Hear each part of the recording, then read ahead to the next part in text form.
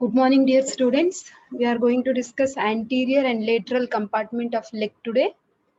So, basically, we are going to start with the cutaneous distribution of the anterior and also the lateral compartment of the leg. So, when you look at this picture, you are finding different colors in order to highlight like what are the various nerves which are supplying. So upper part of the lateral surface here, it is represented in green color. So it is supplied by lateral cutaneous nerve of the calf, a branch of common peroneal nerve. Then this one, the one which is represented in yellow color, that is the lower part of anterolateral surface. It is supplied by superficial peroneal nerve, a branch of common peroneal nerve. Then coming to this area, that is anteromedial surface of the leg, this is supplied by the saphenous nerve, a branch of femoral nerve. So the details of all these nerves in detail you will be studying when we take lumbar plexus class for you. Nothing to worry. For now, just try to remember the names of nerves. Now, this superficial veins and lymphatics also we will come across when we like do the dissection and when we study this region. So we see like numerous small veins are there which are curving around the medial aspect, as you can see in this picture, and ultimately they are draining into this vein which we have discussed in detail when we were doing front of the thigh. What is the largest vein of our body? That is the great saphenous vein.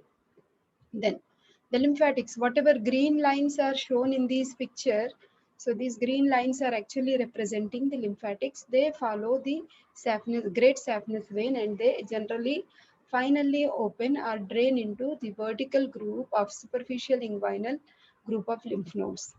Then small amount of lymph from the upper lateral part of the leg may pass via vessels that accompany the small saphenous vein. Small saphenous vein is on the lateral aspect of the leg. Okay, great saphenous vein is on the medial side. Quite opposite to that, on the lateral side, we will have small saphenous vein. So we have few lymphatics accompanying the small saphenous vein as well. They will be draining into popliteal group of lymph nodes, which you have studied in popliteal fossa. Now, as the topic is anterior compartment of the leg, let us see what are the various structures we encounter in the anterior compartment of the leg. First of all, like any other region, like we have muscles. So what are the various muscles we see? From medial to lateral, if you see, the first muscle is tibialis anterior. Okay, great toe is medial and little toe is lateral. So first muscle is tibialis anterior. Next to this we have extensor digitorum longus. Next to this we have small muscle, that is peroneus tertius, which is written here as fibularis tertius. Excuse me.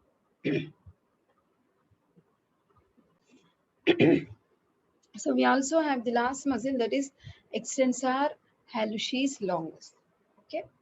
So digitorum word represents, it splits into four tendons. Hallucis represents, from the upper limb. Such words are used to represent it is moving towards the big toe. Okay. Pollicis we use for the thumb and hallucis we use for the great toe. Now coming to the blood supply of this region, it is supplied by anterior tibial artery, which will be one of the branches from popliteal artery. Nerve supply of this region comes from deep peroneal nerve. Now, see, the muscles of this anterior compartment, they are generally extending the toes, okay, and they flex the dorsum of the foot. Hence, they are primarily helping in toe extensors and dorsiflexors. So, tibialis anterior, the very first muscle from the medial side, it plays an important role in holding up this arch of the foot. This side on the foot, you call it as medial longitudinal arch. Okay, this medial side of the foot, medial longitudinal arch, it is held upwards because of the presence of this muscle, that is the tibialis anterior. Anyhow, arches of foot itself is a like separate topic which we will be discussing in detail. Then coming to the nerve supply, this region is supplied by deep peroneal nerve, which is one of the branches of common peroneal nerve, which divides into superficial and deep peroneal nerves. Now let us see the various muscles, origins and insertions. Again, if you remember the osteology, which we have discussed in detail when we were discussing tibia and fibula, if you review that lecture, all these muscles, origin, insertions will become very easy for you.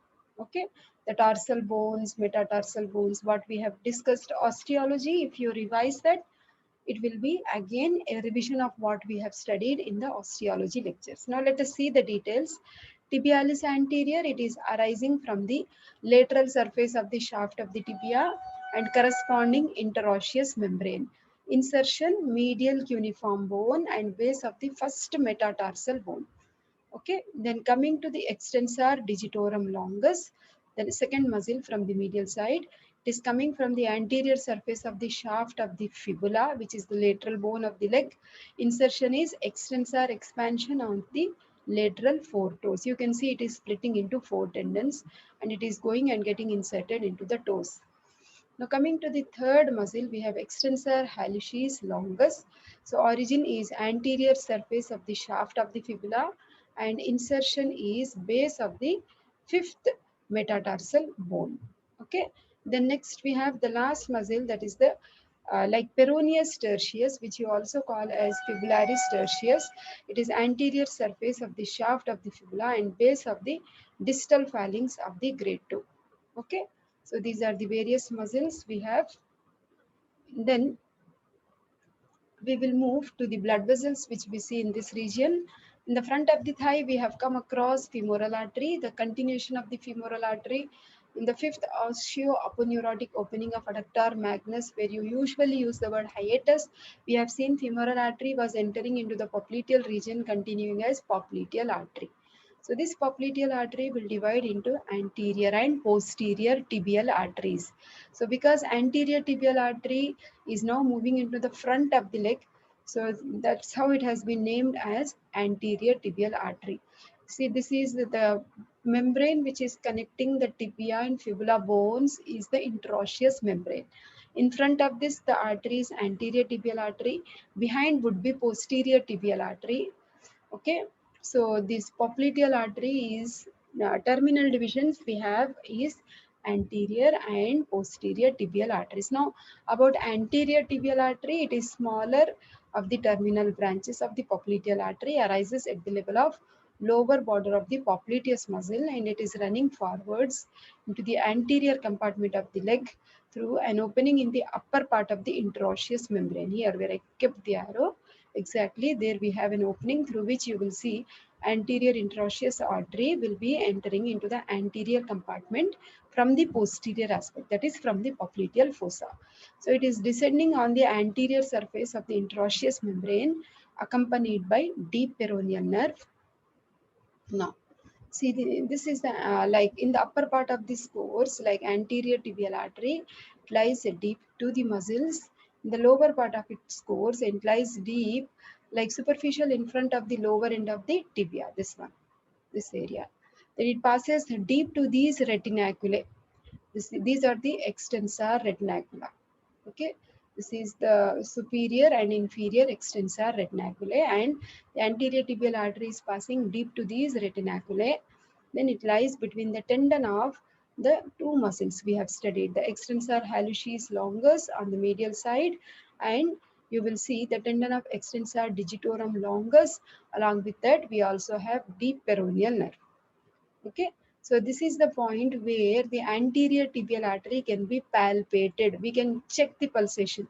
You can keep your fingers on your own in front of the ankle and just try to check the pulsations. These are the pulsations of the anterior tibial artery, which will now continue as dorsalis pedis artery.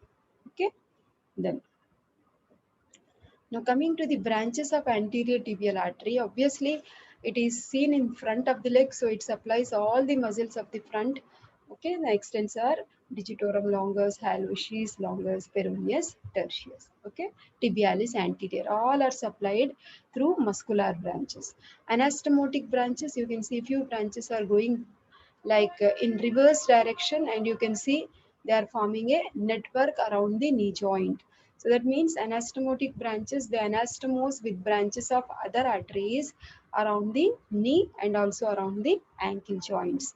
So as you know, like usually the large arteries will be accompanied by two veins on either side.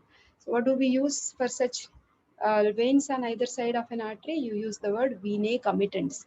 So vena commitants of anterior tibial artery join those of posterior tibial artery in the popliteal fossa to form popliteal vein. Coming to the nerve supply, anyhow, this nerve supply, when we are discussing the like sacral plexus, when you talk about sciatic nerve, when you talk about the final termination, we know like in popliteal fossa, sciatic nerve divides into what are the two terminal branches? We have common peroneal nerve, isn't it? And the tibial nerve. So when you talk about the common peroneal nerve, it comes at the neck of the fibula to divide further into two. Anteriorly, you have deep peroneal nerve, and on the lateral compartment, we have superficial peroneal nerve. Posterior compartment of the leg is supplied by tibial nerve. Okay. So this is one of the common peroneal nerve, is one of the terminal divisions of sciatic nerve, which is further dividing into superficial peroneal nerve and deep peroneal nerve. Deep peroneal nerve supplies the front of the leg. Superficial peroneal nerve supplies lateral compartment of the leg. Okay.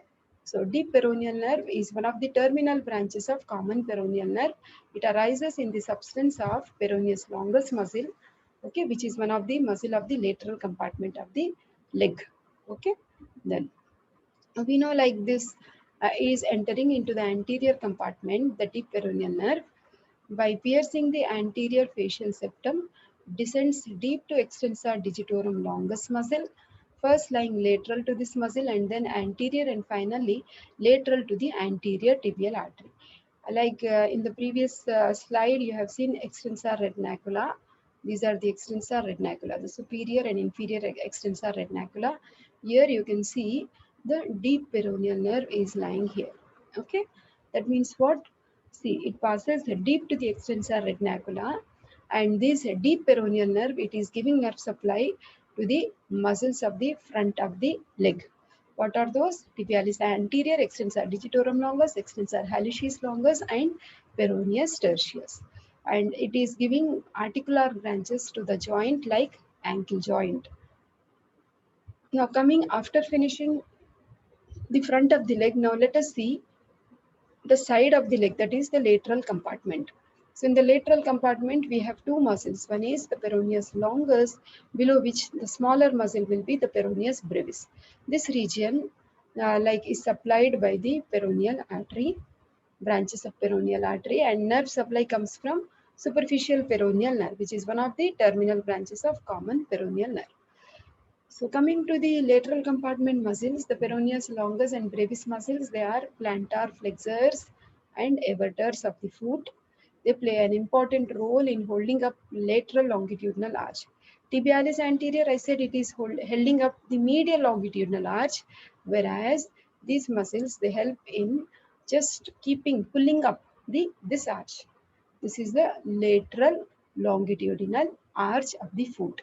So in addition, the peroneus longus tendon serves as a tie to the transverse arch of the foot. Okay, arches of foot itself is a separate lecture, and we will discuss much in detail with very good diagrams where we will show you the movements also. Now coming to the muscles, peroneus longus and peroneus brevis, they are also called as fibularis longus and fibularis brevis. Peroneal word can be interchanged with fibular. Okay, so that is now coming to the peroneus longus muscle. So origin, it is coming from the lateral surface of the shaft of the fibula. Insertion is base of the first metatarsal and the medial cuneiform bone. Okay, then like peroneus brevis muscle, later like it is arising from the lateral surface of the shaft of the fibula, and insertion is at the base of the fifth metatarsal bone. Artery, we know it is like peroneal artery, like it is one of the branches again coming from the popliteal artery, that is the posterior tibial arteries branch we have is peroneal artery. Okay, so like it pierces the posterior facial septum and supplies the peroneal muscles. We know like common peroneal nerve is one of the terminal branches of sciatic nerve, which is dividing at the neck of the fibula. Actually, it can get fractured here, neck of the fibula, leading to foot drop, which I have discussed when I was taking osteology. Okay, this superficial peroneal nerve is now moving into the lateral compartment of the leg. Okay, it arises in the substance of peroneus longus muscle on the lateral side of the neck of the fibula. Descends between peroneus longus and brevis muscles in the lower part of the leg. It becomes cutaneous. Okay, so this is superficial peroneal nerve. Now, once it is coming down, it is becoming cutaneous. So, this yellow area, whatever we are showing now, apart from supplying the peroneus longus and brevis muscle, it supplies the skin. Okay, so medial and lateral branches it divides into. This is the medial branch and this is the lateral branch. Okay, so like these are distributed like lower part of the front of the leg, as you can see here. This is whole yellow area, dorsum of the foot, then dorsal surfaces of the skin of all toes except the adjacent sides of the this one, except these areas. Okay, so that is all about the anterior and lateral compartment of the leg. Very small topic, just revise it once and try to study. It's very easy, and good luck. Thank you.